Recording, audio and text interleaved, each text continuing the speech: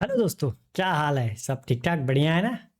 मैं ऐसी उम्मीद कर रहा हूँ कि आप सब बढ़िया होंगे और अपनी पढ़ाई कर रहे होंगे। तो चलिए एक बार फिर से स्वागत है HMWB बैंकिंग एग्जाम में। जैसा कि आप लोग जानते हैं कि मैं संजय कुमार मौर्य आप लोगों के लिए लेके आया हूँ सिलेक्शन का होम्योपैथ, जिसमें मैं आपको एक दिन जो है अर्थमेटिक के मिक्स क्वेश्चन की प्रैक्टिस कराता हूँ और एक दिन DI एंड नंबर सीरीज की प्रैक्टिस कराता हूँ अल्टरनेट डेट पे, ताकि आपकी जो है स्पीड सब में तेजी से बढ़े। ऐसा नहीं है कि आप अर्थमेटिक में अपनी स्पीड इंप्रूव कर ली, DI में नहीं पीछे रह गए या फिर नंबर सीरीज में। तो मैं चाहता हूं कि आप सब में अपनी स्पीड इंप्रूव कीजिए और कम से कम टाइम में ज़्यादा से ज़्यादा क्वेश्चन तभी सॉल्व कर पाएंगे जब आपने ढेर सारी प्रैक्टिस कर रखी होगी।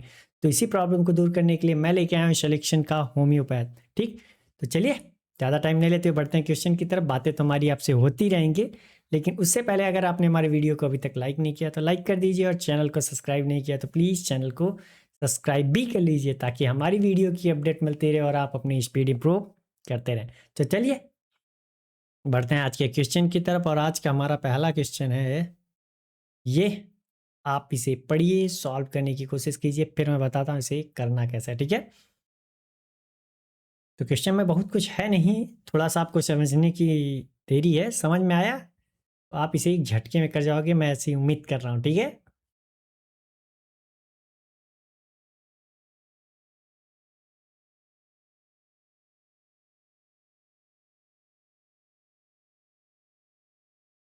देखो मैं यही कहूँगा कि आप क्वेश्चन को बार बार पढ़ने की कोशिश किया करो।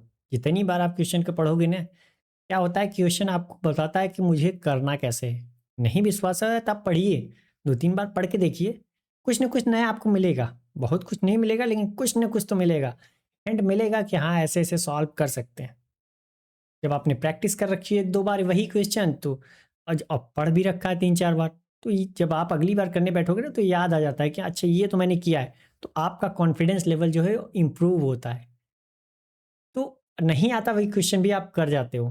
ये आपने रियलाइज़ किया होगा कि अगर आप कोई क्वेश्चन पढ़ते रहो और पढ़ने के बाद लगता है कि यार इसे तो मैंने किया है कहीं न कहीं, तो आपके अंदर क्या होती है, माइंड में पॉजिटिव एनर्जी रिलीज़ होती है, जिससे आप नहीं आता हुआ क्वेश्चन भी कर जाते हो। तो चलिए आपका टाइम समाप्त हुआ, मेरी बारी है, मैं बताता हूँ इसे करना कैसा है। ठीक है, तो क्वेश्चन बहुत हार्ड नहीं था, बहुत सिंपल था। तो इसके मैंने 2 मेथड बताऊँगा, दोनों बेसिक से भी बताऊँगा और आप इसे शॉर्ट में कैसे कर सकते थे वो भी मैं तरीका बताऊँगा। ठीक है?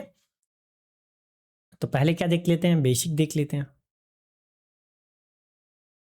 ठीक, कह रहा है एक बेकरी शॉप है, प्रतिदिन अपने स्टॉक में मौजूद ब्रेड के 50% पैकेट दिन में बेच देता है। ठीक, 50% मतलब आधा बेच देता है और स्टॉक में बचे हुए ब्रेड के 20% पैकेट रात में खराब हो जाते हैं। मतलब जितना बच जाता है उसका 20% वो खराब हो जाता है। कह रहा है कि यदि तीसरे दिन सुबह उसके स्टॉक में ब्रेड के 208 पैकेट थे, तो शुरू में उसके पास कितने ब्रेड के पैकेट थे? जैसे वो कह रहा है कि जब सुबह स्टार्ट करता है तो शाम तक वो 50% पैकेट बेच देता है और रात में जब रखता है तो 20% जो बचा हुआ पैकेट है उसका 20% वो खराब हो जाता है। फिर अगले दिन जो बचता है उसका 50% फिर बेचता है, फिर रात में क्या करता है कि 20% जो बचा हुआ है उसका 20% खराब हो जाता है। तो तीसरे दिन उसके पास 208 पैकेट बच जाते हैं। तीसरे दिन सुबह उसके पास 208 पैकेट बच जाते हैं। तो पूछ रहा है कि स्टार्टिंग में उसके पास कितने ब्रेड के पैकेट थे। ठीक है, तो मतलब कहने का अर्थ 2 दिन और 2 रात की बात हो रही है। ठीक, तो चलिए, तो अब आप सोच रहे होंगे कि हम माने क्या? मानना तो सबसे बड़ी है, मानना तो कुछ ना कुछ पड़ेगा कि भाई, मानने की बात यह है कि जैसे ये कह रहा है ना कि 50%, तो 50% का मान क्या होता है, 1/2। और फिर कह रहा है कि 20% खराब होता है, तो 20% का मान कितना होता है, 1/5। इतना बात समझ में आया? तो इन दोनों का हम क्या लेते हैं, एलसीएम लेते हैं। तो इनका एलसीएम कितना होगा, एलसीएम कितना होगा, 10 होगा। तो अब ये करना है हमको, ऐसी संख्या माननी है जैसे जो 10 के फॉर्म में। मतलब कहने का अर्थ है कि जितने दिन की बात करें, जैसे 3 दिन की बात करें तो हम इस 10 का क्या करेंगे, क्यूब के रूप में मानेंगे, मतलब 1000 मानेंगे। 2 दिन की बात हो रही है तो स्क्वायर मानेंगे। 4 दिन की बात होती तो 10 घाते 4 मानते। ठीक, तो उससे क्या होगा ना, आपको आसानी होगी सॉल्व करने में। बाकी मानने को तो आप कुछ भी मान लीजिए, 500, 1000, जो भी इच्छा हो वो मान लीजिए। ठीक है, लेकिन ऐसे में क्या होता है कि सारी संख्याएं आपकी कट जाती हैं, दशमलव में आने का चांसेस नहीं होता। जैसे आपने अपने से मान लिया तो दशमलव में आने के चांसेस होते हैं। तो भाई कहीं ना कहीं फिर प्रॉब्लम हो जाएगी सॉल्व करने में, ये आपको पता है। ठीक, तो चलिए, यहाँ पे 2 दिन 2 रात की बात हो रही है, मतलब 24 घंटे 48 घंटे की बात हो रही है। 24 दिन मतलब 24 घंटे मतलब एक दिन एक रात हो गया, तो 2 दिन की बात हो रही है 48 घंटे की। तो हम यहाँ का ले ले स्क्वायर मान लेते हैं, तो हम इनका मान लेते हैं, माना कि शुरू में जो था वो ब्रेड हमारा कितना था 100x, क्योंकि 10 का स्क्वायर किया तो 100x वेरिएबल मान लिया हमने। अब आ जाते हैं, जो जो कह रहा है वो करते जाते हैं, ठीक है। एक बात कह रहा है कि 50% दिन में बेच लेता है, तो इसका 50% बेच लिया। तो एक बात बताइए कि 100x का 50% बिक गया तो बचा कितना, 50x बच गया, इतना बच गया। अब कह रहा है कि 20% रात में खराब हो जाता है। एक बात बताइए कि 20% इसका कितना होगा, 20% खराब हो जाता है तो बचता कितना है, बचता कितना है भाई, 20% कितना होगा, 10% 5 होगा, 20% कितना हुआ, अगर निकालोगे तो कितना होगा, 10x होगा। मतलब बचा कितना, 40x। अब ये 40x अगले दिन के लिए हो गया भाई, अगला दिन आ गया ना, अब तो रात बीत गई। अब 40x का फिर दिन में कितना, 50% बिक गया, 50% बेच दिया, तो बचा कितना, 20x। अब फिर इसका 20% खराब हो गया, 20% खराब कर दिया, तो इसका 20% कितना, 1/5, 1/5 मतलब कितना, 4x खराब हो गया, बचा कितना, 16x। लास्ट में कितना बच गया। अब तीसरे दिन सुबह की बात कर रहा है, तो तीसरे दिन इसके पास कितने हैं, first day, second and third day. Third day सुबह ही की बात कर रहा है ना, तो रात बीत गई ना यहाँ पे, तो सुबह की बात कर रहा है, तो सुबह कितना है, 16x है इसके पास। लेकिन वो कह रहा है कि तीसरे दिन सुबह उसके स्टॉक में ब्रेड की 208 पैकेट थे, लेकिन मैं कह रहा हूँ कि 16x है, तो ये कह रहा है 208, तो 16x बराबर कितना, 208। x बराबर कितना, 16 का 16, 16 × 48, x का मान कितना आ गया, 13। अगर x का मान 13 आ गया, तो अब चाहे जबकि आप पूछ लो कि एक दिन बीत गया तब कितना था, शुरू में कितना था, जो भी पूछना है आप पूछ लीजिए, हम बता देंगे। बता सकते हो कि नहीं। तो शुरू में कितना था उसके पास, कलर चेंज कर देते हैं, तो यहाँ पे इसके पास फर्स्ट दिन कितना था, 1300। भाई एक्स का मान रख दिया ना, शुरू में हमने इतना ही माना था ना, कौन सा सही होगा हमारा, ये बी वाला। ठीक, तो ये प्रॉपर बेसिक मेथड था, समझ में आ गया होगा कि आया कहाँ से। अब आ जाते हैं हम दूसरा अपना शॉर्ट मेथड यूज कर लेते हैं। तो शॉर्ट मेथड में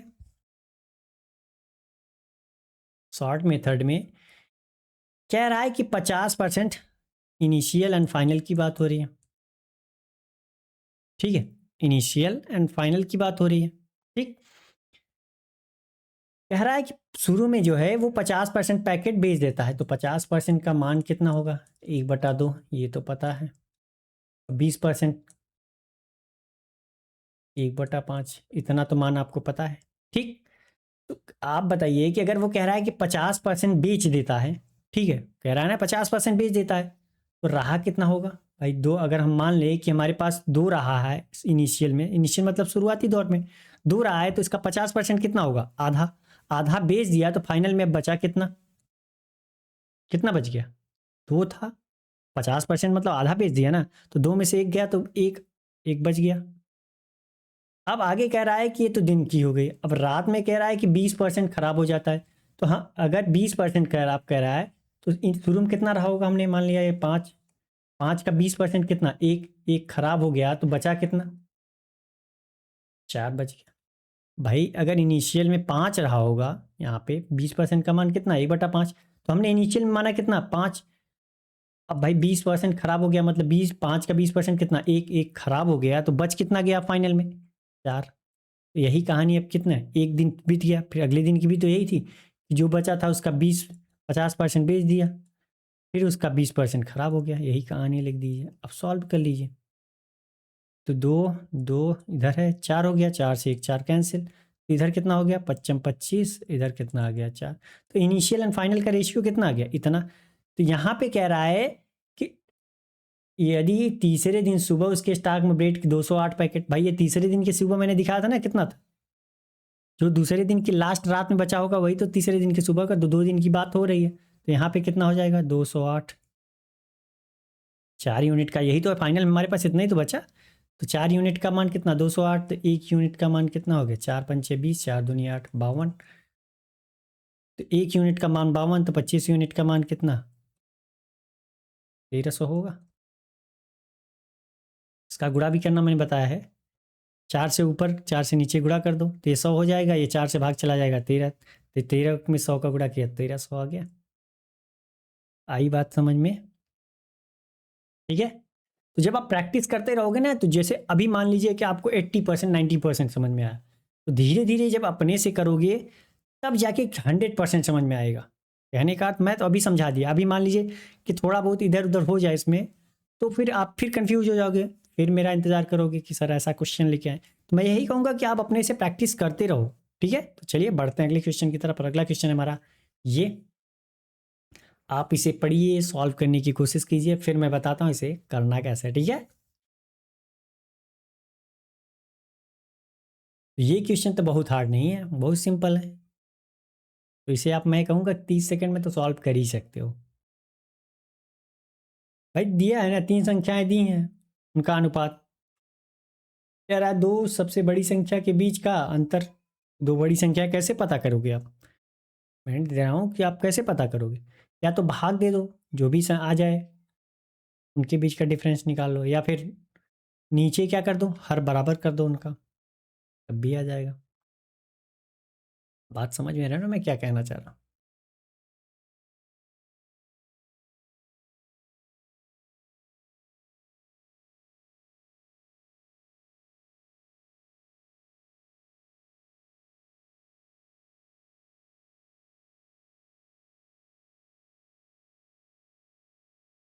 तो चलिए, आपने कर लिया, मेरी बारी, मैं बताता हूँ इसे करना कैसे। ठीक है, कह रहा है 3 संख्याएं 4/5, 8/5 और 60/10 के अनुपात में है। यदि दो सबसे बड़ी संख्याओं के बीच का अंतर इतना है, तो 3 संख्याओं का औसत क्या होगा? तो ठीक है, 3 संख्याएं कौन कौन सी है हमारी, ए बी सी मान लेते हैं हम। इनका रेशियो दिया है संख्याओं का, 4/5, 8/7 एंड 7/10। मैंने क्या कहा, या तो भाग दे दो, उनको दशमलव में लेके आओ, उसके बाद सॉल्व पता चल जाएगा ना कौन सबसे बड़ी है, कौन सबसे छोटी है, कौन बीच में है। ठीक, तो दशमलव में आएगा। या फिर एक तरीका है कि इनके हर को ही हम बराबर कर लेते हैं, तो इनका हर क्या आएगा, एलसीएम लेंगे तो कितना आएगा, 70। 5, 7 और 10 का एलसीएम लेंगे तो क्या आएगा, 70। तो हम क्या करेंगे, अब 70 से सब में गुणा कर देते हैं। अगर हम 70 से सब में गुणा कर दें तो कोई दिक्कत, कोई दिक्कत नहीं, 70 से सब में हमने गुणा कर दिया। अब ये कितना आ जाएगा, 7, 10, 14। यहाँ हमारा कितना आ जाएगा, 14 चौका 56, यहाँ कितना 80, यहाँ कितना आ गया 7×7 = 49। अब हमारी संख्याओं की रेशियो क्या मिल गई, 56, 80, 49। कोई दिक्कत, कोई दिक्कत नहीं। मैंने क्या कहा है कि अगर रेशियो में चाहो तो अब भाग दो चाहे गुणा करो, लेकिन ये करना है कि जो भी करना है वो सब में करना है। जैसे मैंने यहाँ 70 का गुणा किया तो सब में किया ना, किसी एक में तो किया नहीं। तो रेशियो के मान में परिवर्तन होगा नहीं, होगा ना, मैंने बताया है ना। तो यहाँ पे क्या आ गई, आप चाहो तो आप मान लो कि इसे 56x है हमारी, 80x है या 49x, या फिर ऐसे ही रहने दो, उसको यूनिट मान लेते कि ये 56 यूनिट, 80 यूनिट, 49 यूनिट है। बात समझ रहे हो ना? तो आप चाहो तो ऐसे ही मान लो, चाहे तो x मान लो कि हमारी जो ये पहली संख्या है 56x है, 80x है, 49x है। तो बता सकते हो ना कि सबसे बड़ी कौन है। कह रहा है ना दो सबसे बड़ी संख्याओं, दो सबसे बड़ी संख्याएं कौन कौन सी है, ये है और ये है। क्या इनका अंतर कितना होगा, यहाँ पे देखा जाए तो कितने का अंतर है, 24 का अंतर है। हम समझ लेते हैं भाई रेशियो में तो 24 यूनिट का अंतर है। लेकिन ये कह रहा है कि 360 का अंतर है। हमने कहा कि 24 यूनिट का अंतर है, ये कह रहा है 360 यूनिट का। तो 1 यूनिट का मान कितना आ जाएगा हमारा, कितना आ जाएगा, 15। 1 यूनिट का मान कितना आ गया, 15। अब कह रहा है तो तीनों संख्याओं का औसत क्या होगा। तीनों संख्याओं का a प्लस बी प्लस सी का एवरेज पूछ रहा है। एवरेज निकालना कैसे है, तीनों संख्याओं का योग। तीनों संख्याएं हमारी कौन कौन सी हैं, 56, 80, 49। 56, टोटल इनका कितना होगा भाई, 56 यूनिट, 80 यूनिट, 49 यूनिट, कितना होगा, जोड़ लो सीधा सीधा। ये कितना होगा, 8, 5, 13, 4, 13, 4 कितना होगा, 17, और 9, 9, 6, 15। तो कितना हो जाएगा ये, 185। तो इसका एवरेज निकालेंगे तो कितना 3 से, तो ये यूनिट था ना भाई, 56 यूनिट, 80 यूनिट, ये 49 यूनिट, यहाँ पे हमने यूनिट माना है, तो ये कितना होगा 185 यूनिट होगा। अब मान रख देते हैं, एवरेज ये निकल आया हमारा, टोटल संख्या अपॉन नंबर ऑफ पर्सन, तो हमने भाग दे दिया, 185 उड़ते एक यूनिट का मान 15, तो रख दिया यूनिट का मान, ये कितना हो जाएगा 3, 3 पचे 15, तो 18 पंचे 90, 55 25, 925 आएगा डी। तो क्वेश्चन बहुत हार्ड था, बहुत सिंपल था। आपने अगर ये यूनिट नहीं समझ में आ रहा है तो कोई दिक्कत नहीं भाई, आप इसको ऐसे मान लो कि ये 56x हमारी जो रेशियो मिल गया, तो आप चाहो तो मान सकते हो ना, ये हमारी संख्या कितनी, 56x, ये x 80x है, 49x।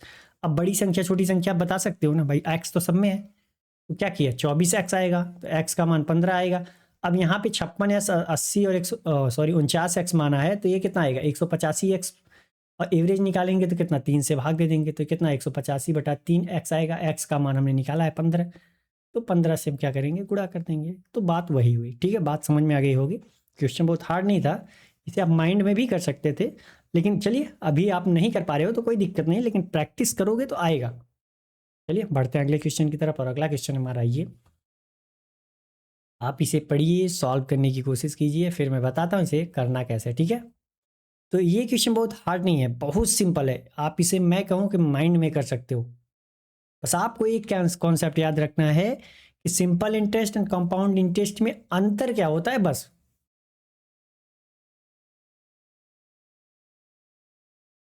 समझ रहे हो ना, तो चलिए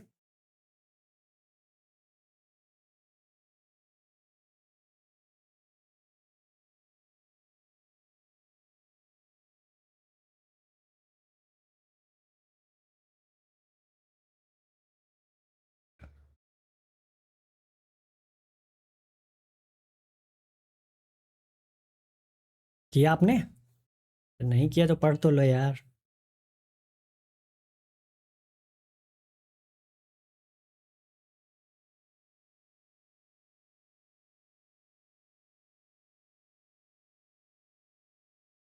तो चलिए मैं बताता हूँ इसे करना कैसे। ठीक है, कह रहा एक निश्चित धनराशि साधारण ब्याज पर x% वार्षिक दर से 4 वर्षों में 8400 और 6 वर्षों में 9600 हो जाती है। तो ये 8400 9600 जो है वो है क्या हमारा, ये हमारा अमाउंट है। इसमें क्या है, प्रिंसिपल भी है और ब्याज भी है। क्या है, प्रिंसिपल और इंटरेस्ट दोनों है। ठीक है, इतनी बात समझ में आ रही। पूछ रहा है कि 9 वर्षों के अंत में राशि क्या होगी। ठीक, तो एक बात बताइए कि ये कह रहा है कि 4 वर्षों में हमारा जो अमाउंट है वो कितना हो जा रहा है, 8400 हो जा रहा है, और 6 वर्षों में कितना हो जा रहा है, 9600। एक बात बताइए कि यहाँ पे देखा जाए तो 2 वर्ष में कितना ब्याज मिला, 2 वर्ष में ये जो निकल के आएगा 2 वर्षों में, ये क्या आएगा, हमारा कहने का अर्थ कितना आएगा 1200। ये 1200 आएगा क्या, ब्याज ही तो आएगा। मैंने क्या कहा है, ब्याज ही तो आएगा ना। ये ब्याज कैसे आएगा, ब्याज ये कैसे आएगा, क्योंकि ये जो हमारा है, ये बताइए कि ये हमारा क्या है, प्रिंसिपल प्लस इंटरेस्ट। ये भी क्या है, प्रिंसिपल प्लस इंटरेस्ट। तो सिंपल इंटरेस्ट में होता क्या है भाई, प्रिंसिपल सेम रहता है और इंटरेस्ट भी हर साल सेम ही मिलता है। अगर प्रिंसिपल वही है तो इंटरेस्ट क्या होता है, हर साल सेम मिलता है। ठीक, कहने का अर्थ यही है ना। तो एक बात बताइए कि प्रिंसिपल तो हमारा वही है ना, इंटरेस्ट 2 साल में कुछ, 4 साल में कुछ मिला होगा, यहाँ 6 साल में कुछ मिला होगा। तो यहाँ पे अगर देखा जाए तो अगर हम 6 वर्षों में 4 वर्ष वाला घटाएंगे तो ये प्रिंसिपल सेम है ना। ये तो इंटरेस्ट भले अलग अलग हो सकता है, 4 साल में कुछ मिला, अच्छा, तो ये बात बताइए कि प्रिंसिपल प्रिंसिपल क्या हो जाएगा, कैंसिल हो जाएगा। यहाँ इंटरेस्ट आएगा, सिर्फ 2 साल का इंटरेस्ट आएगा, कितना आ जाएगा 1200। 2 साल का इंटरेस्ट कितना आ जाएगा 1200। तो 1 वर्ष का इंटरेस्ट कितना होगा, और 1 वर्ष होगा कितना होगा 600। कितना होगा 1 वर्ष का इंटरेस्ट कितना हो जाएगा 600। इतनी बात समझ में आई। क्योंकि सिंपल इंटरेस्ट में आपको पता है कि हर साल का इंटरेस्ट जो है वो समान होता है। अगर रेट ऑफ इंटरेस्ट वही है तो हर साल का इंटरेस्ट जो है हमारा समान होता है। कंपाउंड इंटरेस्ट में क्या होता है, इंटरेस्ट पे भी इंटरेस्ट मिलता है, लेकिन इसमें क्या होता है, सिर्फ और सिर्फ प्रिंसिपल पे मिलता है, तो इसलिए हर साल क्या होता है, सेम होता है। तो एक बात बताइए कि 4 वर्षों में जो है ये 8400, इसमें क्या क्या है, मैंने क्या कहा, प्रिंसिपल एंड अमाउंट दोनों, इंटरेस्ट दोनों है। तो एक वर्ष में अगर 600 रुपये ब्याज मिल रहा है तो 4 वर्ष में कितना मिलेगा,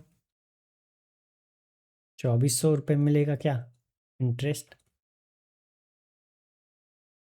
कितना मिलेगा, इतना इंटरेस्ट मिलेगा। अगर 4 वर्षों में यहाँ भी देखा जाए तो ये क्या है, 8400 हमारा क्या है, प्रिंसिपल एंड इंटरेस्ट दोनों है। तो प्रिंसिपल प्रिंसिपल कितना हो जाएगा, 8400 में अगर हम 4 साल का ब्याज घटा दें 2400, तो हमारा क्या हो जाएगा, 6000 रुपये हमारा क्या मिल जाएगा, प्रिंसिपल मिल जाएगा। इतनी बात समझ में आई। तो हमसे पूछ रहा है कि 9 वर्षों के अंत में राशि क्या होगी। तो ये बात बताइए कि 9 वर्ष के अंत में कितना, नहीं बता सकते हैं वो,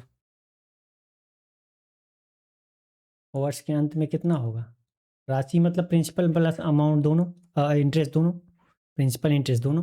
तो एक साल में 600 रुपये मिल रहा है, तो 9 साल में कितना, 9 × 600, और प्लस प्रिंसिपल, ये हमारा क्या इंटरेस्ट है, ये क्या हमारा प्रिंसिपल है, प्रिंसिपल 600, ये कितना हो जाएगा, 5400 प्लस 600, ये कितना होगा, 114 000, क्या मिलेगा, ये कौन सा है, नन ऑफ दीज। बात समझ में आई है। तो इसे आप माइंड में कर सकते थे कि नहीं, आपको सीधा सीधा पता चल जाता कि 2 वर्षों में क्या मिल रहा है, हमें 1200 रुपये हमारा इंटरेस्ट मिल रहा है। 2 वर्षों में 1200 मिल रहा है, तो 4 वर्ष में सीधा सीधा कितना मिलेगा, 2400। तो 2400 में 8400 में 2400 घटाते तो प्रिंसिपल 6000 मिल जाता। और इधर आपको पता है कि एक साल में 600 मिल रहा है हमें, तो 9 वर्ष में 5400 और 6000 कितना हो जाएगा, 114। ये माइंड में कर सकते थे, बस कहते आपका कॉन्सेप्ट क्लियर होना चाहिए, कहने का अर्थ ये हमारा। ठीक है, तो चलिए बढ़ते हैं अगले क्वेश्चन की तरफ। और अगला क्वेश्चन हमारा ये, आप इसे पढ़िए, सॉल्व करने की कोशिश कीजिए, फिर मैं बताता हूँ इसे करना कैसे। ठीक है,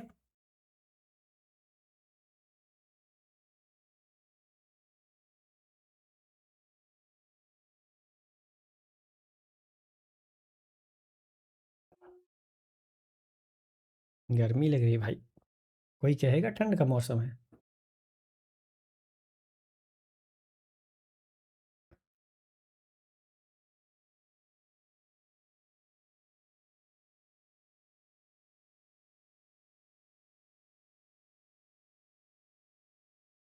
ये भी क्वेश्चन बहुत हार्ड नहीं है, बस मैंने क्या कहा है, क्वेश्चन बहुत हार्ड नहीं होते सारे, सारे के सारे जब सॉल्व करोगे ना तो क्वेश्चन सिंपल ही होते हैं। बस हर क्वेश्चन का अपना कॉन्सेप्ट जो होता है वो आपका क्लियर होना चाहिए बस। अगर कॉन्सेप्ट क्लियर है तो फिर आप धड़ल्ले से सॉल्व कर जाओगे। ठीक है, तो चलिए आपने पढ़ लिया, मैं ऐसे उम्मीद कर रहा हूँ। मैं बताता हूँ इसे करना कैसे। ठीक है, कह रहा है गुड़ और पानी के मिश्रण में वजन के अनुसार 15% गुड़ है। यदि मिश्रण को वाष्पित किया जाता है और 20 लीटर पानी उड़ जाता है और अब पानी की सांद्रता 75% हो जाती है, तो मिश्रण की प्रारंभिक मात्रा क्या होगी ये बताना है। ठीक, तो एक चीज इसमें कॉन्सेप्ट आपको क्लियर रखना है कि जब हम गुड़ और जो पानी का मिक्सचर है उसको हम जब उबालेंगे, तो वाष्पित कर रहे हैं, उबाल रहे हैं, तो क्या होगा, गुड़ भी साथ के साथ उड़ेगा क्या, गुड़ तो नहीं उड़ेगा ना, जैगरी उड़ेगी, नहीं उड़ेगी ना, सिर्फ और सिर्फ क्या उड़ेगा, पानी उड़ेगा, गुड़ तो हमेशा वही रहेगा हमारा, गुड़ भी उड़ जाएगा। बस यही एक कॉन्सेप्ट था इसमें। तो एक बात बताइए कि जैगरी, और इसमें वाटर का रेशियो दे रखा है, कह रहा है जैगरी जो है वो 15% है। ठीक है, और वाटर कितना होगा भाई, जब जैगरी 15% है तो वाटर जाहिर सी बात है कि 85% होगा। इतनी बात समझ में आई। ठीक, यहाँ पे अगर हम रेशियो निकालना चाहें तो कितना होगा, 5×3 = 15, ये कितना होगा, 17×5 = 85। ठीक, इतनी बात समझ में आई। तो यहाँ पे कितना है, जैगरी हमारा 3 और वाटर कितना है 17, तो टोटल कितना है हमारा, 17×3 = 20, 3 जैगरी 17 का वाटर, टोटल 20। ये कह रहा है कि अब क्या करना है, वाष्पित किया जाता है और 20 लीटर पानी उड़ जाता है। यहाँ पे देखा जाए तो ये कह रहा है 20 लीटर वाटर जो है वो वाष्पित हो जाता है। और रेशियो अब पानी और किसका कितना, पानी अब कितना हो जाता है 75।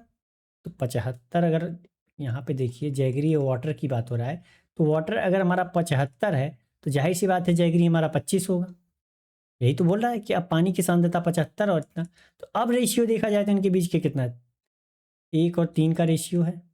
फाइनल रेशियो हमारा कितना आया, 1 और 3 का, तो यहाँ लिख लेते हैं। ये मैंने समझाने के लिए आपको अलग से लिखा है, ठीक है। तो यहाँ पे रेशियो कितना का है, 1 और 3 का। कलर चेंज कर लेते हैं। तो एक बात बताइए कि यहाँ पे कह रहा है कि 20 लीटर वाटर वाष्पित हो गया, तो मैंने क्या कहा कि गुड़ तो नहीं वाष्पित हुआ ना, गुड़ उड़ा क्या, गुड़ नहीं उड़ा ना। तो लेकिन यहाँ पे 3 गुड़ था, यहाँ पे कितना है, 1 है। जाहिर सी बात है कि हमें गुड़ बराबर रखना पड़ेगा ना भाई, गुड़ तो बराबर ही है, जितना पहले था उतना बाद में था।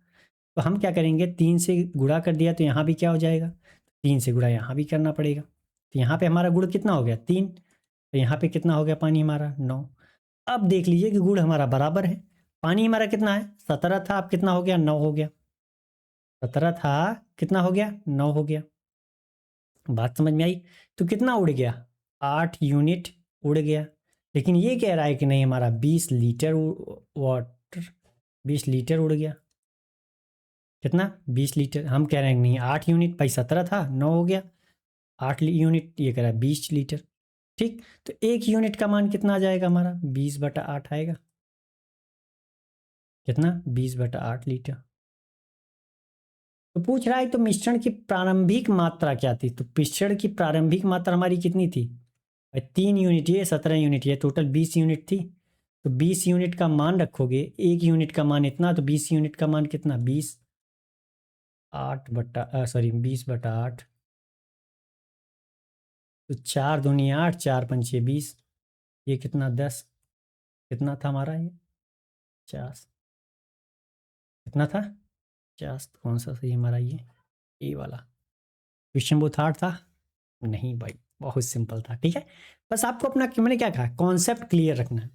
यहाँ पे हमें गुड़ नहीं उड़ रहा है ना, तो हमें गुड़ क्या करना पड़ेगा, बराबर ही रखना पड़ेगा। तो गुड़ बराबर रखेंगे तो हम देख लेते हैं पहले पानी की कितनी थी मात्रा, आपके अब कितनी हो गई, तो उसी की यूनिट के बराबर दिखा दिया। तो चलिए बढ़ते हैं अगले क्वेश्चन की तरफ। अगला क्वेश्चन हमारा ये, आप इसे पढ़िए, सॉल्व करने की कोशिश कीजिए, फिर मैं बताता हूँ इसे करना कैसे, ठीक है।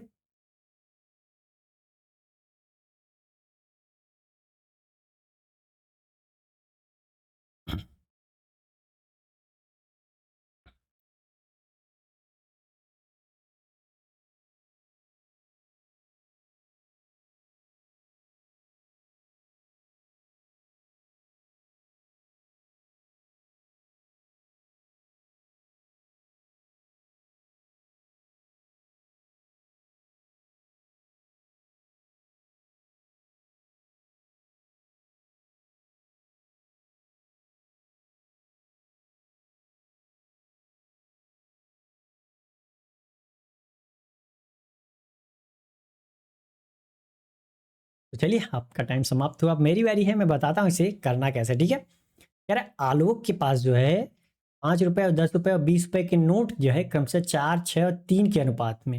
ये 4, 6, 3 दिया क्या है, ये भाई नोटों की संख्या का अनुपात दिया है कि 5 के जो है, 10 के और 20 के नोट की जो संख्या है वो 4, 6, 3 के अनुपात में। कहने का अर्थ ये है, ठीक है, नोट क्रमशः मतलब यही है।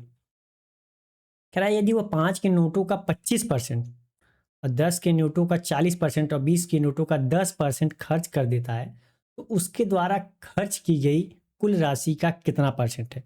पूछ रहा है वो जो टोटल अमाउंट था और जो खर्च किया वो कितना परसेंट है टोटल अमाउंट का, ठीक है। तो चलिए सॉल्व करते हैं। तो कौन कौन सी बात हो रही है, 5 रुपए के नोट, 10 रुपए के नोट और 20 रुपए के नोट। तो यहाँ पे क्या दिया है, संख्या दी है इनकी। संख्या क्या है, रेशियो में है, वो कितना, 4, 6 एंड 3 का, ठीक।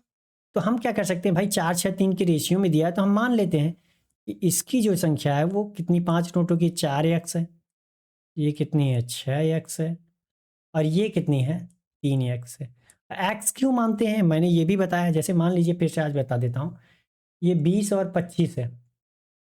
अगर मैं, ये एक्चुअल नंबर है, अगर मैं इसका रेशियो निकालना चाहूँ तो हम क्या करेंगे, 5 चौके 20 25, रेशियो क्या है, 4 और 5 का। अगर मैं वापिस वही संख्या ले जाना चाहूँ, वापिस वही संख्या प्राप्त करना चाहूँ, तो हमें क्या करना पड़ेगा, 5 और 5 का गुणा करना पड़ेगा, वापिस क्या आ जाएगा, 20 और 25 आ जाएगा। तो एक चीज़ आपने देखा कि नहीं, जो भी संख्या थी हमने सेम गुणा किया है, तो वापिस वो मिल गई ना। तो हमने क्या किया, इसीलिए सेम संख्या से सब में गुणा किया, तो हमें नहीं पता कि हमें कितने का गुणा करना है कि वापस वो संख्या मिलेगी।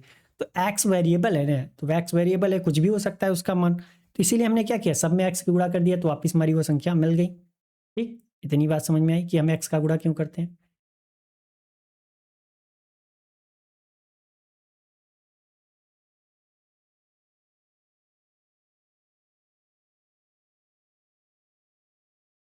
ठीक, इतनी बात समझ में आई। हमारी क्या हो गई संख्या। एक बात बताइए कि अब 5 रुपए की जो नोटों की संख्या है वो कितनी है, 4x है, 10 की 6x है, और 20 की इतनी है। तो रुपीस कितने होंगे भाई। जैसे मैं कहूँ कि आपके पास 5 रुपए के 4 नोट हैं, एक्स छोड़ दीजिए, 5 रुपए के 4 नोट हैं, तो कितना रुपए हैं। आप कहोगे कि 20 रुपए। भाई 5 रुपए के 4 नोट है तो टोटल 20 रुपए हैं। लेकिन यहाँ पे एक्स है ना, हमें नहीं पता ना कितने हैं, तो यहाँ पे रुपए भी कितने हो जाएंगे, 20x। भाई 4x से गुणा करोगे 5 में तो कितना, इतना। अब 6x इसमें करोगे तो कितना आ जाएगा, 60x रुपए। तो ये कितना हो जाएगा, 20×60x रुपए। टोटल कितने कितने रुपए होंगे, इतने इतने इतने। ये रुपए मिल गया हमें। अब आगे आ जाते हैं, कह रहे हैं ना 5 रुपए के नोटों का 25%, 10 के 40% और 20 का 10% खर्च करता है। तो खर्च कितना कितना करता है, हमारे पास पैसे कितने, इतने इतने हैं, और खर्च कितना कर रहा है। तो खर्च निकाल लेते हैं, तभी तो हम बताएंगे कि भाई टोटल रुपये हमारे पास कितना है, 60 60 और 20। ये कि टोटल कितने रुपए हमारे पास, 140 रुपए है। लेकिन कह रहा है ना कि 5 रुपए के नोटों का 25% खर्च करता है, तो 25% इसका कितना होगा।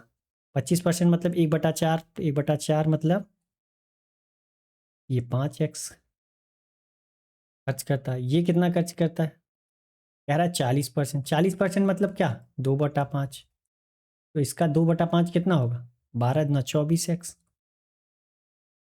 इसका क्या कह रहा है, 10% खर्च करता है। 10% कितना होगा इसका, जाहिर सी बात है कि 6x। टोटल खर्च कितना किया, इसका 5x, इसका 24x, इतना है। तो टोटल खर्च कितना किया, ये हमारा टोटल है, कितना खर्च किया, 24 36 35 खर्च किया। तो अब हमें क्या, हमें हमारे पास टोटल पैसा इतना था, खर्च इतना किया, तो यही तो हमसे पूछ रहा है कि कितना परसेंट खर्च किया। तो परसेंटेज निकालने के लिए हमने क्या करना पड़ेगा, 35x हमने खर्च किया, टोटल था हमारे पास कितना, 140। अब परसेंटेज में चाहिए तो 100 से कर दो। ये क्या होगा, 4 4 बार जाएगा, तो 4 से 25 में किया, ये 100 में तो 25। हमें कितना मिल गया, हमने कितना खर्च किया, टोटल 25% खर्च किया। क्वेश्चन बहुत हार्ड था, बहुत सिंपल था यार।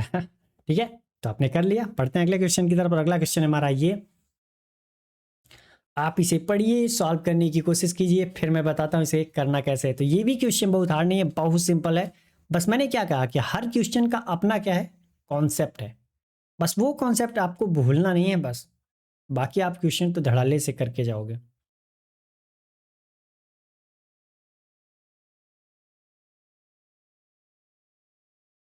केवन कहेगा कि ठंडी है, नवंबर चल रहा है। कोई कहेगा कि आज 3 नवंबर हो गया।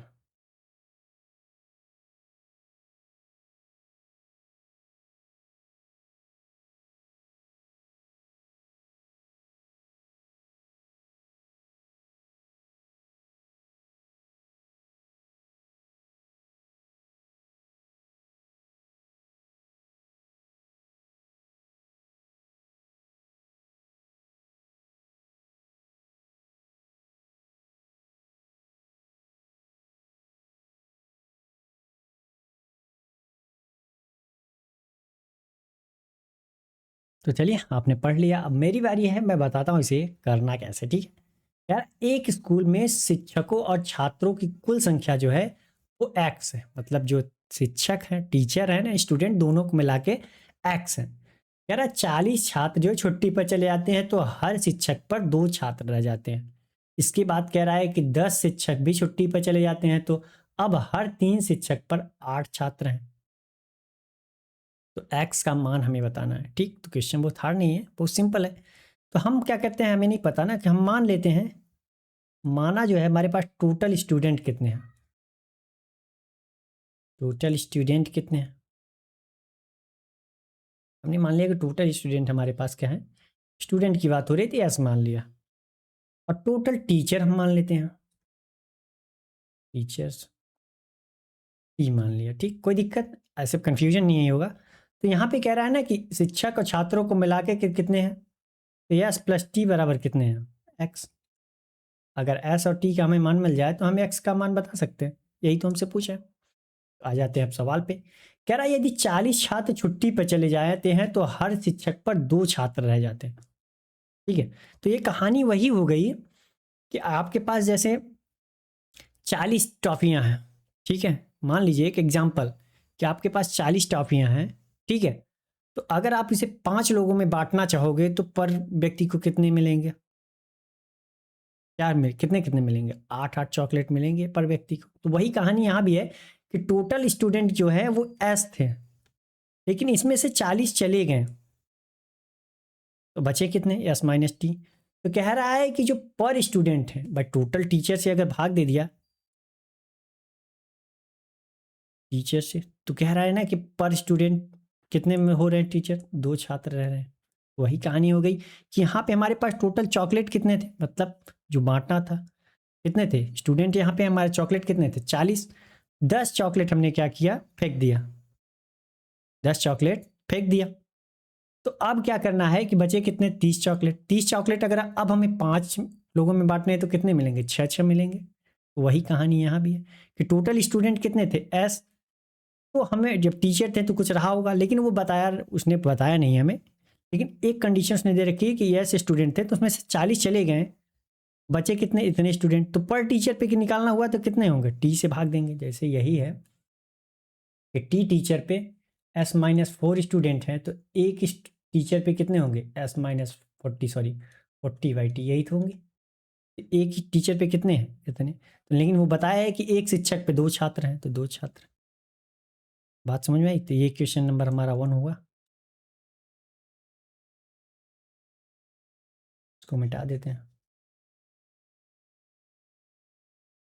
ठीक, अब आगे कह रहा है कि इसके बाद 10 शिक्षक भी छुट्टी पे चले जाते हैं। भाई 40 स्टूडेंट तो गए ही गए थे, अब 10 स्टूडेंट भी चले गए, तो टी माइनस कितना हो गया, 10।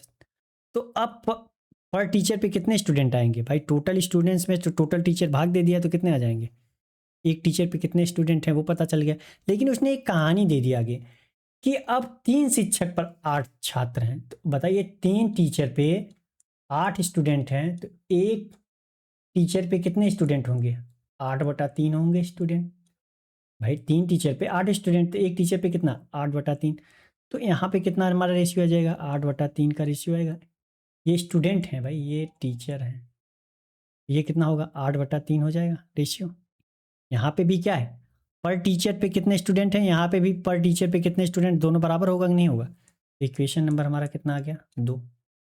अब सॉल्व कर लीजिए, सॉल्व करना आसान है कि नहीं, सॉल्व कर लेते हैं। इसको ऐसे करते हैं कि 2t का इधर गुणा कर देते हैं, यहाँ से निकाल लेते हैं s बराबर कितना, ये 2t हो जाएगा प्लस 40 इधर, तो 2t प्लस 40 कर लेते हैं। ठीक, अब इसका गुणा इधर कर लेते हैं, इसका गुणा इधर कर लेते हैं, सॉल्व कर लेते हैं। इस 3 का गुणा इधर किया तो कितना आएगा, 3s माइनस 4×12 120, और 8 का गुणा किया तो कितना, 8t माइनस 80। s बराबर कितना है, 2t प्लस 40, तो यहाँ पे रख देते हैं 2t प्लस 40। अब इसमें से आप कितना शॉर्ट कर सकते हो ये आपके ऊपर डिपेंड है, जितनी ज़्यादा आप प्रैक्टिस करोगे उतनी ज़्यादा शॉर्ट कर लोगे, लेकिन मैं तो पूरा पूरा बता रहा हूँ आपको, ठीक है। मैं शॉर्ट कर सकता था, 3 दूनी 6t, ये कितना 120 प्लस का माइनस का 120 बराबर कितना, 8t माइनस 80। ये 120 से 120 कैंसिल, ये देखिए 80 को इधर लेके आते हैं, 60 को इधर, तो 2t बराबर कितना, 80। तो t बराबर कितना, 40 आया। t बराबर कितना, 40, t मतलब टीचर, और t बराबर 40, तो s बराबर कितना हो जाएगा हमारा, 40 दूना 80 प्लस 40 120 हुआ। तो यहाँ पे आप पूछ रहा है हमसे कि एस और टी, तो यहाँ पे स्टूडेंट हमारे पास कितने हैं, 120, और ये कितना है 40, तो टोटल कितने हो गए, 160 हुए। कौन सा सही है हमारा, ये डी वाला। बात समझ में आई, तो कॉन्सेप्ट क्लियर होना चाहिए। यहाँ पे देखा जाए तो यहाँ पे भी पर स्टूडेंट, पर टीचर पे कितने स्टूडेंट हैं, यहाँ पे भी पर टीचर पे कितने स्टूडेंट हैं, यहाँ पे भी पर टीचर पे कितने स्टूडेंट हैं। तो सारी कंडीशन उसने दे रखी है, ठीक है। तो बात समझ में आ गई होगी। चलिए बढ़ते हैं अगले क्वेश्चन की तरफ। अगला क्वेश्चन है हमारा ये, आप इसे पढ़िए, सॉल्व करने की कोशिश कीजिए, फिर मैं बताता हूँ इसे करना कैसे। तो ये क्वेश्चन तो बहुत हार्ड नहीं है, बस फॉर्मूला याद होना चाहिए। इंसुलेशन का यही एक है कि आपको फॉर्मूला याद रहेगा, क्वेश्चन आप धड़ाल्ले से कर जाओगे।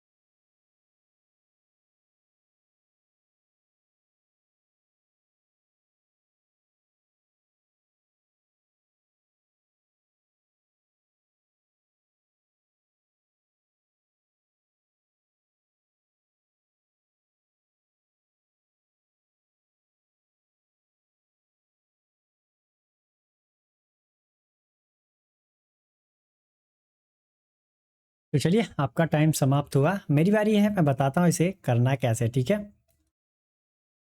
कह रहा है एक ठोस बेलन की त्रिज्या 12 सेंटीमीटर है और इसका आयतन जो है वो 9504 सेंटीमीटर क्यूब है। तो बेलन का वक्रपृष्ठीय क्षेत्रफल क्या होगा? ठीक है, बेलन का त्रिज्या दे रखा है आर, उसने कितना 12 सेंटीमीटर, आयतन दे रखा है उसने कितना 9504। ठीक, और कह रहा है कि क्या बताना है, वक्रपृष्ठीय क्षेत्रफल, कर्व सरफेस एरिया।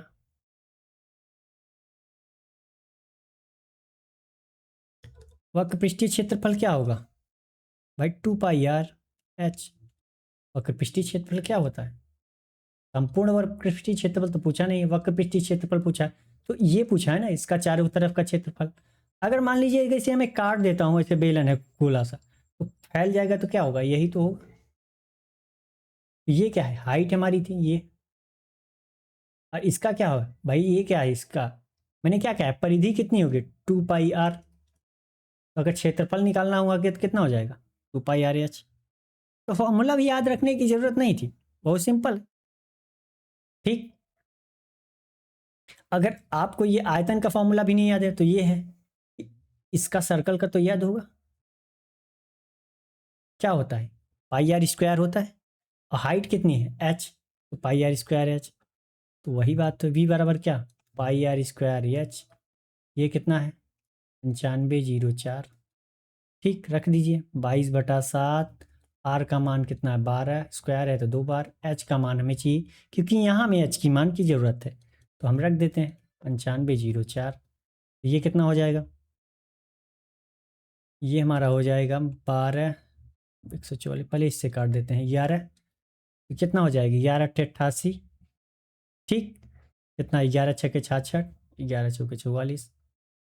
ये कितना हो जाएगा? 4 3 2 432। 12 से कितना? 12 3 36। ठीक, 12 6 72, फिर 12 3 36। तो एच का मान कितना आ गया हमारा? 7 3 21। अब रख दीजिए, बाकी तो सब हमें पता ही है, 22/7। आर का मान 12, एच का मान कितना है? 21। 7 3 21, गुणा कर लीजिए। तो गुणा करने का क्या तरीका है? मैंने क्या बताया कि अगर 11 हो तो इसको अलग कर लेते हैं। तो 11 को अलग करोगे तो यहाँ से एक 2 आएगा, 4 हो जाएगा। 4 3 12, 12 बनी में 144। तो 11 का गुणा करना आसान होगा कि नहीं? 4 4 दूनी 8, 4 1 5 और 1 1 1। तो 1584 हमारा आंसर है। कितना सिंपल था। तो बहुत ज़्यादा हार्ड नहीं था। ये कहानियाँ तो नहीं लिखनी है ना कि आर बराबर इतना, वी बराबर इतना। डायरेक्ट आपको माइंड में ही कैलकुलेशन करना है। ये इतना लिख करके कट कर दीजिए 21 का मान, उसके बाद ये रखिए। तो इतना लिखने में कितना टाइम लगेगा? ये और ये ज़्यादा से ज़्यादा 20 सेकेंड। वो आपकी स्पीड के ऊपर डिपेंड करता है कि आपने प्रैक्टिस कितनी की है। ठीक है, तो चलिए बढ़ते हैं अगले क्वेश्चन की तरफ। और अगला क्वेश्चन हमारा ये, आप इसे पढ़िए, सॉल्व करने की कोशिश कीजिए, फिर मैं बताता हूँ इसे करना कैसे। ठीक है, तो इसके मैंने 2 मेथड बताए हुए हैं आपको पहले भी 1 2 बार। तो देखते हैं आज कितने लोग हमारा इसका आंसर देते हैं। ठीक है,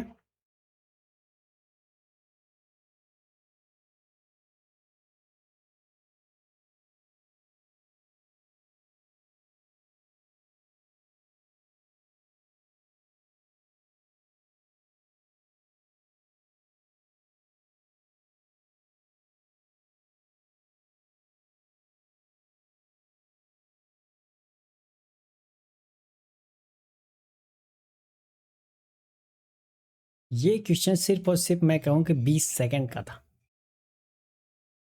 पूरा टाइम टिक लगाने में, सॉल्व करने में। ठीक है, तो चलिए मैं बताता हूँ इसे करना कैसे है। तो पहले मैं प्रॉपर बेसिक से बताता हूँ, फिर आपको शॉर्ट मेथड भी बताऊंगा।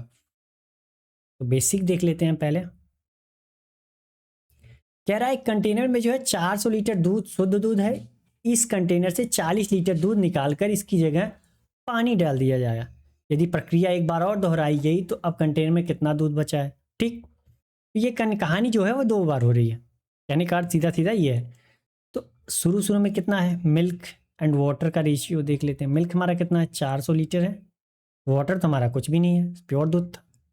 तो टोटल कितना है हमारा, टोटल हमारा कितना है, 400 है। ठीक, अब कह रहा है इस कंटेनर से 40 लीटर दूध निकाल लिया जाता है। तो भाई प्योर दूध ही है तो निकाल लेते हैं 40 लीटर। हमने निकाल लिया। तो अब बचा कितना भाई, 400, 360 बच गया। यहाँ क्या है, जीरो। अब यहाँ कितना बच गया, 360 ही। अब कह रहा है कि इसमें हमने क्या किया, 40 लीटर वाटर मिला दिया। अब कहानी आ जाती है कि 40 लीटर हमने वाटर मिला दिया। तो एक बात बताइए कि अब 40 लीटर वाटर मिलाया तो हमारा यहाँ पे कितना हो जाएगा। ये मिल्क तो हमारा उतना ही है, 40 लीटर हमारा क्या हो गया, मिल गया ये वाटर। भाई 360 लीटर हमारा दूध, 40 लीटर वाटर। तो टोटल अब कितना हो गया भाई, टोटल हमारा अभी भी कितना है, 400 लीटर हो गया। पहले भी हमारा देखिए कितना था, 400 लीटर। फाइनल में भी हमारा अभी भी कितना है, 400 लीटर ही है कि नहीं। तो अब आगे आ जाते हैं। फिर कह रहा है कि एक यह प्रक्रिया एक बार और दोहराई जाती है। एक बात बताइए कि अब कह रहा है फिर 40 लीटर निकाल लिया जाता है। तो अब कहानी आती है कि अब अगर हम 40 लीटर निकालेंगे तो ऐसा तो है नहीं कि प्योर दूध निकलेगा या फिर प्योर वाटर निकलेगा पूरा पूरा। आप समझ रहे हैं ना कि वह निकलेगा क्या क्या, निकलेगा जितना दूध होगा ज़्यादा दूध निकलेगा, जितना कम वाटर होगा उतना कम वाटर निकलेगा। तो यहाँ पे एक रेशियो होगा ना, यहाँ पे अगर देखा जाए तो 4×9=36। तो 9 और 1 का रेशियो है। कहने का अर्थ अगर हम 40 लीटर निकालेंगे इसमें से, जिसमें से 9 यूनिट हमारा क्या निकलेगा, वो मिल्क निकलेगा और 1 यूनिट वाटर निकलेगा। टोटल भाई क्या है, अनुपात में देखा जाए तो टोटल 10 है दोनों। तो 9, जिसमें से 9 हमारा क्या निकलेगा, मिल्क निकलेगा, क्योंकि मिल्क ज़्यादा है और वाटर कम है तो वाटर कम निकलेगा। तो एक बात बताइए कि 9 मिल्क निकलेगा और 1 वाटर, टोटल कितना निकलेगा, 10। लेकिन ये कह रहा है कि 40 निकलेगा हमारा। तो 10 यूनिट का मान हमारा कितना है भाई, 40 लीटर। तो 1 यूनिट का मान कितना, 4। तो यहाँ से देखा जाए तो ये क्या है, 36 लीटर हमारा क्या है, 4 यूनिट का मान कितना, 36 लीटर हमारा मिल्क निकलेगा और 4 लीटर वाटर निकलेगा। बात इतनी समझ में आई। तो अब बच कितना गया, आप बताइए कि अब बच कितना गया यहाँ। 36 निकाल दिया तो कितना बच गया, 324 बच गया। यहाँ पे कितना बच गया, 36 लीटर बच गया। ठीक, अब कह रहा है कि अब वापस मैंने क्या किया, 40 लीटर वाटर डाल दिया। तो 40 लीटर जब हम वाटर हमने डाला तो भाई पानी में, तो पानी हमारा कितना रहेगा, पानी अभी भी हमारा कितना है, 324 लीटर ही रहेगा। और वाटर कितना हो गया हमारा, 40 लीटर हमने मिला दिया, 76 लीटर। तो एक बात बताइए कि 324 यहाँ है, 76 यहाँ है, तो 400 लीटर तो अभी भी हमारा टोटल मिक्सचर हमारा क्या है, 400 लीटर अभी भी बना है, तब भी था 400 लीटर। तो हमारे पास पूछ रहा है ना कि अब कंटेनर में कितना दूध बचा के, तो दूध कितना बच गया, कितना बच गया भाई, 324 लीटर है ना ये, यही तो हमारा मिल्क है लास्ट में। तो कौन सा सही है हमारा, ये बी वाला। तो ये हमारा जो था वो प्रॉपर बेसिक मेथड था। अब शॉर्ट मेथड देख लेते हैं। शॉर्ट मेथड क्या था, शॉर्ट मेथड क्या था हमारा। तो शॉर्ट मेथड ये है कि कह रहा है ना कि एक कंटेनर में 400 लीटर शुद्ध दूध है। तो एक बात बताइए कि 40 लीटर निकल रहा है, दूध निकाल रहे हैं। तो एक बात बताइए कि वो निकल कितना रहा है, 40 लीटर निकल रहा है, 400 का कितना भाग निकल रहा है, बता सकते हैं ना, 400 का कितना भाग। अगर हम पूछें कि आपके पास जैसे 20 रुपए है और मैंने 5 रुपए निकाल दिया तो कितना भाग निकलेगा, आप यही ना कहोगे कि 5 बटा क्या करोगे, 20 रुपए करोगे, तो कितना कहोगे, 1/4 भाग निकल गया। वही कहानी यहाँ है कि अगर हम देखा जाए तो कितना भाग निकला, 1 बटा कितना आएगा, 10। मतलब 10 में से 1 भाग क्या हो रहा है, ये निकल रहा है। तो इनिशियल एंड फाइनल का रेशियो मिल जाएगा हमें। अगर शुरू में हमारा 10 लीटर था, 10 यूनिट था, तो 1 यूनिट निकल गया, मतलब कितना फाइनल में कितना बच गया, 9 बच गया। ये मिल्क की बात हो रही है। यहाँ पे जो शुरू में रहेगा उसी की बात होगी। अब मिल्क की बात, शुरू में जो हमारा था वो मिल्क था, यहाँ पे हमारे मिल्क की बात होगी। अगर वाटर होता तो वाटर की बात होती, ये बात याद रखनी है आपको, ठीक है। तो यहाँ पे कितना बच गया, ठीक। फिर वही प्रक्रिया क्या है, फिर वही प्रक्रिया दोहराई गई। फिर 40 लीटर हमें क्या किया, 400, देखिए यहाँ पे हमारे पास क्या है, फिर हमने मिला दिया तो हमारे पास क्या है फाइनल में, फिर हमारा 400 बच गया। फिर 400 में 40 निकला तो 400 फिर 40 कितना होगा, 1/10 ही होगा, मतलब टोटल पहले बाद में भी क्या है 10 है, फिर एक निकल गया तो कितना बच गया 9। ये 2 ही बार है तो 2 बार निकाल लिया, तो ये कितना हो गया 10 10 100, 9 9 81। कहने का अर्थ इनिशियल में हमारा कितना था 100, फाइनल में कितना बच गया 81। लेकिन यहाँ पे अब एक्चुअल वैल्यू हमारी क्या थी कि 100 यूनिट का मान हमारा कितना था 400, तो 1 यूनिट का मान कितना 4, तो 81 यूनिट का मान कितना होगा, 4 से गुणा कर देंगे, तो 4 1 का 4, 4 8 32, तो कितना हो गया हमारा 324 लीटर। तो ये हमारा क्या था 324 लीटर हमें मिल्क मिला लास्ट में। अगर यही आपसे हमसे पूछ लेता कि वाटर कितना भाई बचा, तब क्या ही सी बात है कि इनिशियल में भी आप देखिए कि 400 यहाँ भी था, 400 यहाँ भी था, और 400 लीटर हमारा फाइनल अभी भी है। तो अगर फाइनल में हमारा 324 लीटर मिल्क है, तो 400 में से 324 निकालेंगे तो ये क्या होगा 76 लीटर हमारा वाटर ही तो होगा। कितना होगा 76 लीटर हमारा वाटर ही होगा। तो यहाँ भी तो देखिए 76 ही लीटर है। बात समझ में आई, समझ में आ गई होगी। बढ़ते हैं अगले क्वेश्चन की तरफ। और अगला क्वेश्चन है हमारा ये, आप इसे पढ़िए, सॉल्व करने की कोशिश कीजिए, फिर मैं बताता हूँ इसे करना कैसे। तो ये क्वेश्चन बहुत हार्ड नहीं है, थोड़ा सा बस वेरिएबल देख करके आपको कंफ्यूज किया गया है, बाकी कुछ है नहीं इसमें कि इतना बड़ा देख करके आप कंफ्यूज हो जाइए, कोई दिक्कत नहीं।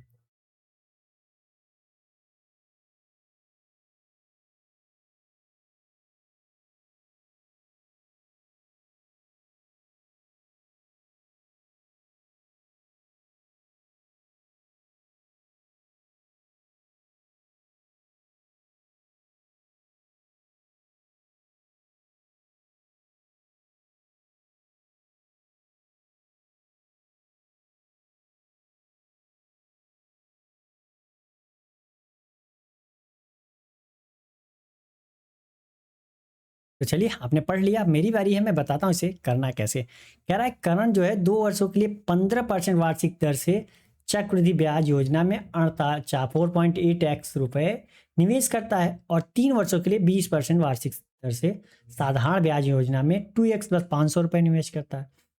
यदि चक्रवृद्धि ब्याज पर प्राप्त ब्याज साधारण ब्याज पर प्राप्त ब्याज से 126 रुपए कम है, तो कौन कम है, चक्रवृद्धि ब्याज कम है, यही कह रहा है ना, साधारण ब्याज ज्यादा है, कितना 126 रुपए, ठीक है।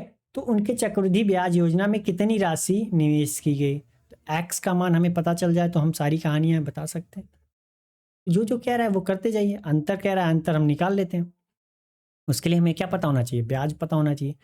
तो एक बात बताइए कि सीआई हम जब निकालेंगे तो क्या करेंगे।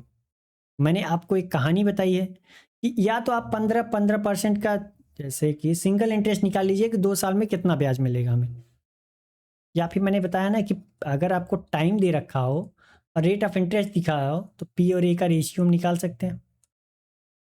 15% का मान कितना होगा, 3/20 होगा। तो अगर हमारा प्रिंसिपल कितना है 20 है, ठीक, तो 20 का 15% कितना होगा 3, तो 1 साल में बढ़ करके कितना हो जाएगा अमाउंट हमारा, भाई 20 हमारा प्रिंसिपल था, 15% ब्याज मिला, 15% मतलब 3 ब्याज मिल गया, तो अमाउंट कितना हो गया प्रिंसिपल प्लस इंटरेस्ट बराबर 3, 23 हो जाएगा ये। 23 हमें क्या मिल गया अमाउंट हो गया। तो 1 साल में कितना हो गया 20 से 23 हो गया, फिर अगले साल भी क्या होगा 20 से 23 होगा। अगर आपको प्रॉब्लम हो रही है तो आप एक बार फॉर्मूले से करके देखिएगा, मैं कहूँगा कि आप फॉर्मूले से करके देखिए, उसके बाद इस पे आइएगा तो ज़्यादा क्लियर होगी आपकी बातें, समझ रहे हैं ना। तो यहाँ पे कितना आ गया हमारा 400 प्रिंसिपल, एंड अमाउंट हमारा कितना है 529, तो एक बात बताइए कि ब्याज कितना मिल गया हमें भाई। 400 हमारा प्रिंसिपल था, 529 यूनिट हमें क्या मिल गया अमाउंट। तो 129 यूनिट हमें कितना मिल गया, ब्याज मिल गया। तो एक बात बताइए कि 129 रुपये हमें जो ब्याज मिला वो कितने पे मिला, जब हमारा प्रिंसिपल कितना था, 400 था। तो अगर हमारा प्रिंसिपल कितना है, 4.x है, तब कितना मिल जाएगा हमें, तो 4.x से गुणा कर दिया। तो ये हमारा क्या आ गया, 2 साल का CI आ गया, CI मिल गया हमें। ठीक, अगर आपको दिक्कत हो रही है 400 529 यूनिट मिल गया, 129 ब्याज मिल गया, तो आप ऐसे भी कर सकते थे कि 400 यूनिट बराबर कितना, 4 पॉइंट, जैसे यहाँ पे प्रिंसिपल 400 यूनिट है तो 4.8x कह रहा है, तो 400 यूनिट बराबर कितना, 4.8x। तो एक यूनिट का मान कितना हो जाएगा, 4.8x बटा 400 होगा, 4.8x बटा 400। तो 129 यूनिट का मान चाहिए तो 129 से गुणा कर दो, बात वही है। मैंने आपको डिटेल में हर चीज़ लिख के भी समझाई है, बात समझिए। तो ये हमारा CI आ गया। अब बात होती है SI की। कह रहा है कि 3 वर्षों के लिए 20% वार्षिक दर से इतना इन्वेस्ट किया। तो एक बात बताइए, सिंपल इंटरेस्ट निकालना कितना आसान है। PRT/100 कर लीजिए, या फिर ऐसे कर लीजिए कि एक साल में 20% मिल रहा है तो 3 साल में 60% मिल जाएगा। क्योंकि इंटरेस्ट पे इंटरेस्ट नहीं मिलता ना, हर साल 20% ही मिलेगा, तो 3 साल में कितना, 60%, वो भी किसका, प्रिंसिपल का। भाई अगर आपको दिक्कत है तो प्रिंसिपल लिख दिए, PRT/100 लिख सकते हैं। RT करोगे तो R मतलब 20, T मतलब 3, 20 60 तो आएगा। 100 करोगे तो ये हमारा क्या आ गया, SI आ गया। बात समझ में आई। तो एक जीरो से एक जीरो कैंसिल, 20 × 60, 20 × 25 100। ये हमारा कितना, 2x प्लस 500, ये कितना है, 3/5। ठीक, इतनी बात समझ में आई। यहाँ कुछ कैंसिल हो रहा है, 4 16 से कैंसिल होगा ना, 16×3 = 48, 0.3x यहाँ बच गया। यहाँ कितना, 16×9 = 32, 16×5 = 80। यहाँ कितना है, 129/25 × 0.3। तो ये गुणा करोगे तो कितना आएगा, 38.7x/25। अगर मैं, एक बात बताइए कि अगर मैं 5 का गुणा ऊपर भी कर दूं और 5 का गुणा नीचे भी कर दूं तो कोई दिक्कत। कलर चेंज कर लेता हूं, नहीं कंफ्यूज हो जाओगे आप लोग। अगर मैं 5 का गुणा ऊपर भी कर लूं, 5 का गुणा नीचे, तो कोई दिक्कत, कोई दिक्कत नहीं होगी भाई। तो क्योंकि हमने यहाँ पे भी हर हमारा क्या है, 25 है, तो हम नीचे यहाँ पे भी अपना जो हर है वो 25 बनाना चाहते हैं, बस अंतर इतना है। तो यहाँ पे कितना आएगा, 2x प्लस 500 बराबर कितना, 5×15/25। अब सॉल्व करने में आसानी होगी, मैंने इसीलिए किया, बाकी कुछ है नहीं डिफरेंट। ठीक है, तो अब सॉल्व कर लेते हैं। अब आ जाते हैं, ये कह रहा है ना कि चक्रवृद्धि ब्याज पर प्राप्त ब्याज साधारण ब्याज पर प्राप्त ब्याज से 126 रुपये कम है। एक बात बताइए कि चक्रवृद्धि ब्याज हमारा कितना है, साधारण ब्याज कितना है, 2x प्लस 500, 15/25। ठीक, और यहाँ पे कितना है, 38.7x/25। तो कौन कम है भाई, कम कौन है, चक्रवृद्धि ब्याज कितना, 126 रुपये। अगर मैं 126 रुपये इसको दे दूं तो ये क्या हो जाएंगे, दोनों आपस में बराबर हो गए। या तो ऐसे कर लीजिए, या तो आप साधारण ब्याज में चक्रवृद्धि ब्याज घटा के बराबर 126 भी कर सकते हैं, बात वही हुई। ठीक है, सॉल्व कर लेते हैं, इसको इस तरफ लाएंगे तो कितना हो जाएगा, इसका गुणा अंदर कर लेते हैं।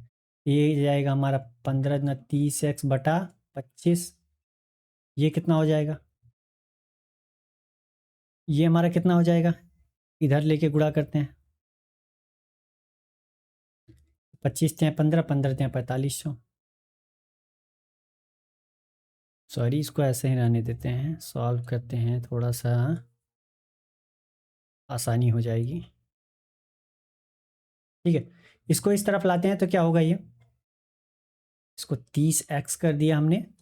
ठीक, और इधर क्या किया, 15×5 = 7500। और इसको इस तरफ लेके आएंगे तो क्या होगा, -38.7x।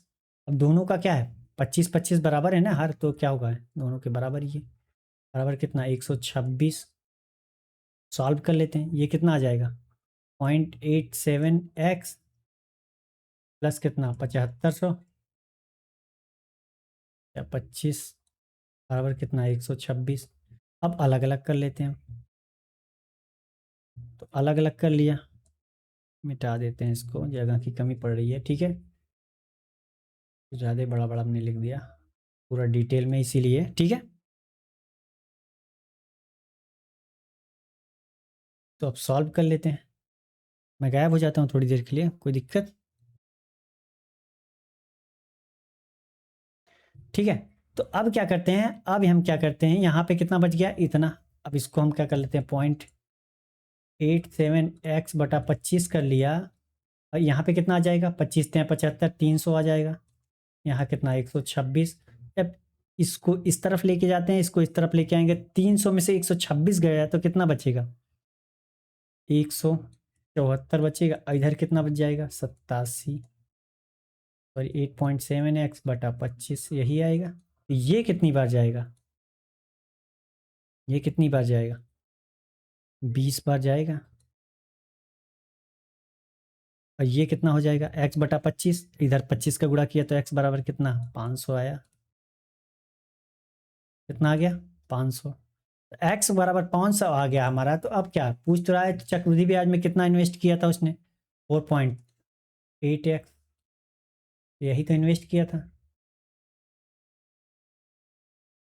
4.8 गुणित 500, ये क्या होगा, आधा, 2400।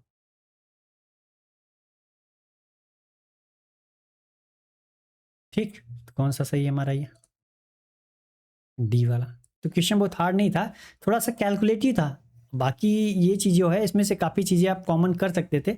मैंने आपको डिटेल में बताने के लिए इतना लंबा जो है खींच के लेके गया हूँ। बाकी मैं चाहता तो आधे में इसे सॉल्व कर सकता था, लेकिन चीज़ें आपको समझ में भी आनी चाहिए ना। ठीक है, तो चलिए बढ़ते हैं अगले क्वेश्चन की तरफ। और अगला क्वेश्चन है हमारा ये, आप इसे पढ़िए, सॉल्व करने की कोशिश कीजिए, और मैं आ जाता हूँ सामने। ठीक है, लास्ट क्वेश्चन है, तो आप इसे सॉल्व कीजिए, फिर मैं बताता हूँ इसे करना कैसे है। तो क्लास अगर थोड़ी सी लंबी हो रही है तो कोई दिक्कत नहीं, थोड़ा मैनेज कर लीजिएगा, क्योंकि बातें समझ में आनी चाहिए। ये बात है, ये मैं बता रहा हूँ वो समझ में आनी चाहिए। 2-4-10 मिनट इधर उधर हो जाए तो मैनेज कर लीजिएगा। कभी कभी क्या होता है, कम ही होता है टाइम।